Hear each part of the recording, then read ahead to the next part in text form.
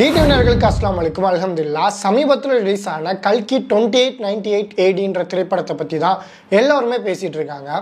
புது பிரபஞ்சம் வந்துகிட்டு இருக்கு. இந்துக்கள் புனிதமாக நினைக்கக்கூடிய லார்ட் விஷ்ணுவுடைய கடைசி அவதாரம் தான் இந்த கல்கி. ஸோ மகாபாரத கதைகள்ல இருந்து டிரைவ் பண்ணி ஒரு மித்தாலஜியை வச்சு ஃபேண்டசி கலந்து எடுக்கக்கூடிய திரைப்படம் தான் இந்த கல்கி.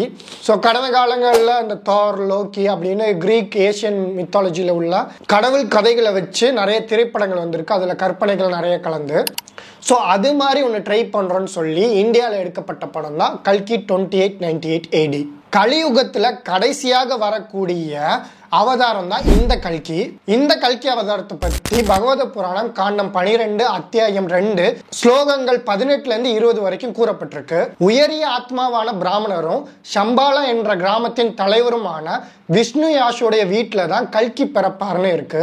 அவரிடத்துல நற்பண்புகளை காண முடியும். இன்னும் அவருக்கு 8 தெய்வீக குணங்கள் இருக்குன்னு, அவர் ஒரு வெள்ளை நிற குதிரையில பயணம் செய்வார், அவருடைய வலது கையில வாள் ஏந்திருப்பார்னு மேலும் பகவத புராணத்துல கூறப்பட்டுள்ளது. காண்டம் 1 அத்தியாயம் 3 மந்திரம் 25ல கலியுகத்துல மன்னர்கள் எல்லாரும் திருடர்களா மாறிடுவாங்கன்னு. மேலும் கல்கி புராணத்துல கல்கி 4 நண்பர்களோட உதவியை கொண்டு தீயவர்களுடன் போரிடுவார்னு இருக்கு. மேலும் கல்கி புராணத்துல அத்தியாயம் 2 மந்திரம் 7ல தேவ தூதர்கள் அதாவது வானவர்கள் கல்கிக்கு போர்ல உதவி செய்வாங்கன்னு இருக்கு. அத்தியாயம் 2 மந்திரம் 11ல அவர் விஷ்ணு யாசின் வீட்டில் சுமதியின் வயிற்றில் பிறப்பார்னு இருக்கு. சுருக்கமாக சொல்லணும்னா இந்த கல்கி புராணத்துல சொன்ன பெரும்பான்மையான அடையாளங்கள் அனைத்துமே இறுதி தூதர் முகமது நபி ஸல்லல்லாஹு அலைஹி வஸல்லமுக்கு அக்யூரேட்டா பொருந்தி போகுது. முதல் குறிப்பு, கல்கியுடைய தந்தையின் பெயர் விஷ்ணு யாஷ்.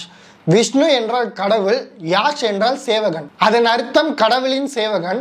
இது அரபியில் மொழிபெயர்த்தால் அப்துல்லா. இதுதான் நபிகள் நாயகமின் தந்தையின் பெயரும் கூட. கல்கியின் தாயின் பெயர் சுமதி. சுமதி என்றால் சாந்தமானவள்னு அர்த்தம். இது அரபியில் மொழிபெயர்த்தால் ஆமினா. இதுதான் நபிகள் நாயகத்தின் தாயின் பெயரும் கூட. அவர் சம்பாலா என்னும் கிராமத்தில் பிறப்பார் என்று கூறப்பட்டுள்ளது. சம்பாலா என்றால் அமைதி தழுவும் இடம். நமக்கு தெரியும் மக்காவுடைய இன்னொரு பெயர் தாருல் அமன், அதாவது அமைதியின் இருப்பிடம். முகமது நபி ஸல்லல்லாஹு அலைஹி வஸல்லம் பிறந்த இடம் மக்கா. மேலும் கல்கி சம்பாலா கிராமத்தின் தலைவரின் வீட்டில் பிறப்பார்னு கூறப்பட்டிருக்கு. நம்ம எல்லாருக்குமே தெரியும் நபிகள் நாயகம் மக்காவுடைய தலைவரோட வீட்டில் பிறந்தார்னு. மேலும் கல்கி மாதவ மாதம் 12ஆம் நாள் பிறப்பார்னு கூறப்பட்டிருக்கு.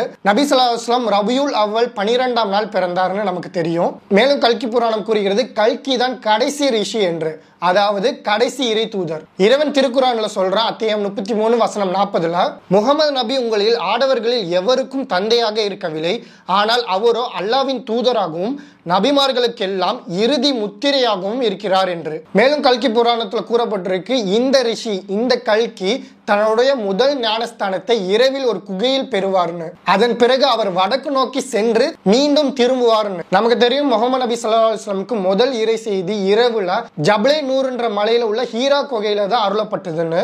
இது திருக்குறான்ல அத்தியாயம் 44 வசனம் 2-3 வரைக்கும் சொல்லப்பட்டிருக்கு. நாம் இந்த குரானை மகத்துவமிக்க இரவில் இறக்கினோம். நமக்கு தெரியும் நபிகள் நாயகம் மக்காவை விட்டு நாடு கடந்து மதீனாவிற்கு சென்றாங்கன்னு. அது மக்காவுடைய வடக்கு திசையில இருக்குன்னு. பின்பு அவர்கள் மக்காவுக்கு திரும்பினார்கள் என்றும். கல்கி ஒரு வெள்ளை நிற குதிரையில பயணம் செய்வார்னு குறிப்பிடப்பட்டுள்ளது. நமக்கு தெரியும் மெஹராஜ் இரவுல நபிகள் நாயகம் புராக் என்ற வெள்ளை நிற குதிரையில பயணம் செஞ்சாருன்னு. மேலும் கல்கி அறியாத மக்களை இருளிலிருந்து வெளிச்சத்தை நோக்கி, அதாவது நேர்வழியை நோக்கி கொண்டு வருவார்னு. நபிகள் நாயகம் அன்றைய இருந்த அரபியர்களை ஐயாமுல் ஜாஹிலியா அறியாமை காலத்திலிருந்து நேர்வழியை நோக்கி ஒரே இறைவனை பின்பற்றணும் நோக்கி அழைச்சாங்க. மேலும் கல்கிக்கு 4 நண்பர்கள் உதவுவார்கள்னு கல்கி புராணத்துல கூறப்பட்டிருக்கு. அது சத்திய சகாபாக்களான குலஃபாய் ராஷிதீன் என்ற அபுபக்கர், உமர், உஸ்மான், அலி ரலியல்லாஹு அன்ஹு இவங்களை பற்றி சொல்லப்பட்டுள்ளது. இன்னும் கல்கிக்கு போர்ல வானவர்கள் உதவி செய்வார்கள்னு கூறப்பட்டிருக்கு. திருக்குரான் அத்தியாயம் 3 வசனம் 123-125 வரைக்கும் கூறப்பட்டுள்ளது. வானவர்கள் நபிகள் நாயகமுக்கு பத்ர் போர்ல உதவி செஞ்சாங்க, அது மூலமா அவங்க வெற்றி பெற்றார்கள்னு. இவை அனைத்தையுமே இந்து மத வேதங்கள்ல கல்கி அவதாரத்தை பத்தி வரக்கூடிய குறிப்புகளின் சுருக்கம். ஸோ இவ்வளவு விஷயம் கல்கி அவதாரம் இறுதி இறை தூதரான நபிகள் நாயகத்தோட எவ்வளோ மேட்ச் ஆகுதுன்றதை பார்த்தோம். ஸோ சிலருக்கு கேள்வி வரலாம், ஸோ இவ்வளோ மேட்ச் ஆகுதுன்னா மற்ற விஷயங்கள்லாம் மிஸ் மேட்ச் ஆகுது இல்லை, அப்போ என்ன சொல்கிறீங்கன்ற மாதிரி கேட்பாங்க. அதாவது முஸ்லீம்களோட நம்பிக்கை இறுதி இறைவேதமான திருக்குரான் பியூரஸ்ட் ஃபார்மில் எல்லாம் பாதுகாத்திருக்கான். ஸோ அதுக்கு முன்னாடி வந்த வேதங்கள் அனைத்தையுமே மனித கரங்களால் கரப்டட் ஆயிடுச்சு. ஸோ அதில் சரியும் தவறும் கலந்து இருக்கு, உண்மையும் பொய்களும் கலந்து இருக்குன்னு. ஸோ இந்த உண்மை பொய்யை பிரித்து அறிவதற்கு இறைவன் வந்து திருக்குரான்ற ஃபுர்கானை வந்து நமக்கு கொடுத்துருக்கான்.